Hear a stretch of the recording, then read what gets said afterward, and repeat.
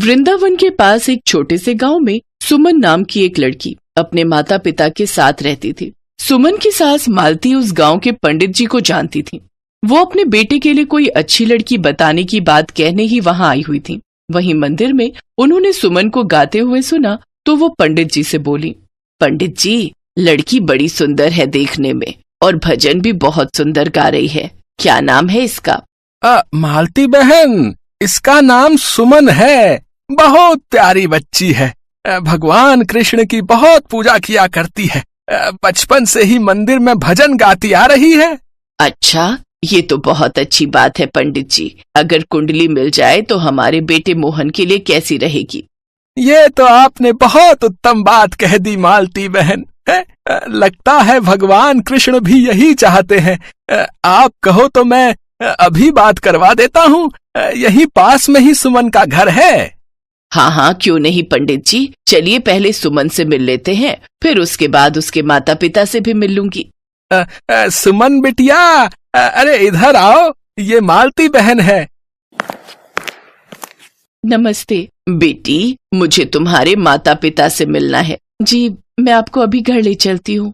सुमन मालती बहन और पंडित जी को घर ले जाती है, पर घर जाकर जब मालती बहन सुमन का हाथ अपने बेटे के लिए मांगती है तो सब हैरान रह जाते हैं। हमारी सुमन के तो भाग्य खुल गए, जो इतने बड़े घर का रिश्ता आया है। ये सब भगवान कृष्ण की ही कृपा है।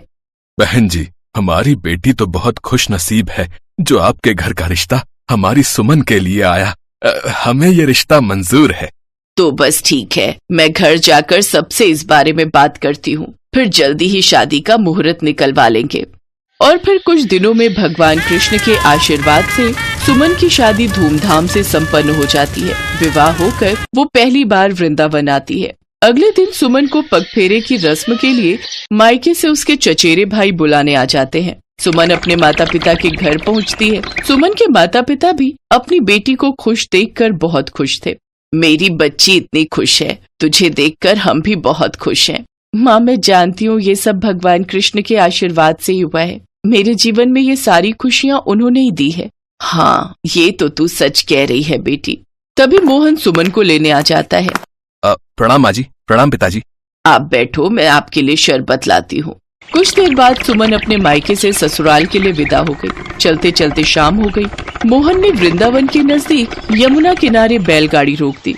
सुमन, तुम कुछ देर यहाँ पेड़ के पास बैठो, मैं सामने यमुना में स्नान करके आता हूँ। माँ ने कहा था कि वापसी में मैं यमुना जी में स्नान और पूजा करके वापस लौटूं। वहाँ सामने ही हूँ, कोई परेशानी हो तो मुझे आवाज दे देना। अच्छा? नहीं नहीं, मुझे कोई परेशानी नहीं है। आप आराम से स्नान और पूजा करके आओ, मैं यहाँ पेड़ के पास ही बैठी हूँ।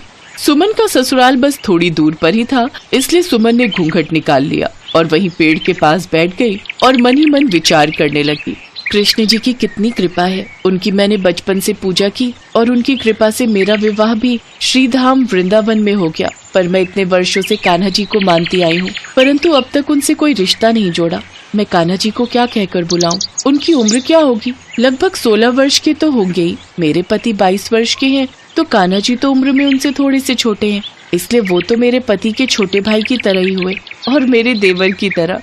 इसका मतलब कान्हा जी मेरे देवर हैं। हाँ, ये बात मैंने अब तक सोची ही नहीं। बस अब आज से कृष्ण जी मेरे देवर हुए। अब तो मैं उन्हें अपना देवर कहकर ही पुकारूंगी। सुमन कान्हा जी से नया संबंध जोड़कर बड़ी प्रसन्न हुई और मन ही मन उनसे बोली, देखो कान्हा जी, आज से मैं तुम्हारी भाभी और तुम मेरे देवर हो गए। अब मैंने आपसे भाभी वाला रिश्ता जोड़ लिया है, इसलिए देवर जी मेरा बहुत मन है कि आप मुझे भाभी भाभी कहकर पुकारो। मेरा छोटा सा प्यारा सा देवर मुझे भाभी भाभी कहकर पुकारे, मैं तो बस यही इच्छा रखती हूँ। सुमन कल्पना कर ही रही थी कि तभी एक 10 से 12 वर्ष की आयु का बालक सुमन के पास आया। भाभी भाभी भाभी भाभी। सुमन अचानक से भाभी भाभी सुनकर हैरान रह गई। अरे, वृंदावन में तो मैं नहीं हूँ कि मुझे भाभी भाभी कहकर कौन बुला रहा है। नहीं नहीं, घूंघट उठाकर नहीं देख सकती। गांव के किसी बड़े बूढ़े ने देख लिया तो अच्छा नहीं लगेगा। बालक बार बार भाभी भाभी पुकारता, पर सुमन कोई उत्तर नहीं दे रही थी। भाभी, तनिक अपना चेहरा तो दिखाई दे। ये बालक तो बड़ी जिद कर रहा है, लेकिन उस बालक ने घूंघट उठा ही लिया और सुमन का चेहरा देखकर मुस्कुराते हुए भाभी भाभी कहकर वहाँ से भाग गया। थोड़ी देर में सुमन का पति मोहन आ गया। सुमन ने सारी बात मोहन से कही। कोई बात नहीं, शरारती बच्चा होगा, और फिर बच्चे तो शरारत करते ही हैं। खैर छोड़ो, तुम घबराओ नहीं, अब मैं हूँ, अब कोई नहीं आएगा, चलो हम घर चलते हैं। सुमन ने मोहन की बात पर गौर किया और सोचा कि शायद छोटा बच्चा है, शरारत ही कर रहा होगा, इसलिए उस बात को सुमन ने बहुत ज्यादा नहीं सोचा। फिर दोनों घर लौट आए। कुछ दिन बाद सुमन की सास ने अपने बेटे से कहा, मोहन बेटा, देख तेरा विवाह हो गया, बहू मायके से भी आ गई, पर तुम दोनों अभी तक बांके बिहारी जी के दर्शन के लिए नहीं गए। मैं सोच रही हूँ सुमन के माता पिता को भी वहीं बुला लेते हैं, सब एक साथ मिलकर मंदिर में दर्शन करेंगे तो खूब आनंद आएगा और सुमन भी खुश हो जाएगी। ठीक है माँ, मैं मंदिर जाने का सारा इंतजाम कर लेता हूँ। अगले दिन सब मिलकर कृष्ण जी के मंदिर में दर्शन के लिए जाते हैं। सुमन बहुत खुश थी और जो बांके बिहारी जी की ओर देखा तो बांके बिहारी जी की जगह वही बालक मुस्कुराता हुआ दिखा। तो सुमन एकदम से हैरान रह गई। ये तो वही बालक है जो उस दिन मुझे भाभी भाभी कहकर पुकार रहा था। माँ जी, माँ, मैं उस दिन यमुना जी के किनारे ऐसे ही मन में सोच रही थी कि कान्हा जी मेरे देवर हैं और वो मुझे भाभी भाभी कहकर पुकारे।